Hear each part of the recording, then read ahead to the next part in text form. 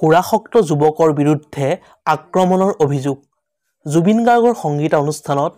কৰ্তব্যৰত আৰক্ষীক আক্ৰমণৰ অভিযোগ সুৰাসক্ত যুৱকৰ বিৰুদ্ধে এজন যুৱকক আটক কৰিছে আৰক্ষীক মাৰপিটৰ অভিযোগত অপ্ৰীতিকৰ ঘটনা পুনৰ সংঘটিত হ'ল জুবিন গাৰ্গৰ সংগীত অনুষ্ঠানত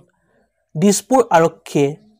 দীপ কলিতা নামৰ যুৱক এজনক আটক কৰিছে জুবিনৰ সংগীত অনুষ্ঠান অনুষ্ঠিত হৈছিল হেঙেৰাবাৰী এলপি স্কুলৰ ওচৰত জুবিন গাৰ্গৰ সংগীতানুষ্ঠান হৈছিল কাৰ্বি যুৱ সংঘৰ সোণালী জয়ন্তী উপলক্ষে 9 নৱেম্বৰৰ পৰা 12 নৱেম্বৰলৈ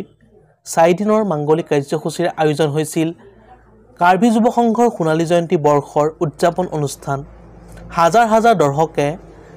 মঙ্গলবাৰৰ নিশা জুবিন গাৰ্গৰ মায়াময় সংগীতানুষ্ঠান প্ৰাণভৰি উপভোগ কৰিছিল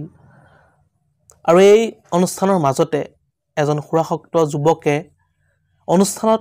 কৰ্তব্যৰত আৰক্ষীক মাৰপিট কৰে আৰু আৰক্ষীয়ে গ্ৰেপ্তাৰ কৰে সুৰাসক্ত যুৱকজনক বন্ধু বান্ধৱীসকল আজিলৈ ভিডিঅ'টো আছিল ইমানেই অন্য এটা নতুন ভিডিঅ' লগ পোৱাৰ প্ৰতিশ্ৰুতিৰে আজিলৈ বিদায় মাগিছোঁ ধন্যবাদ জয় আই অসম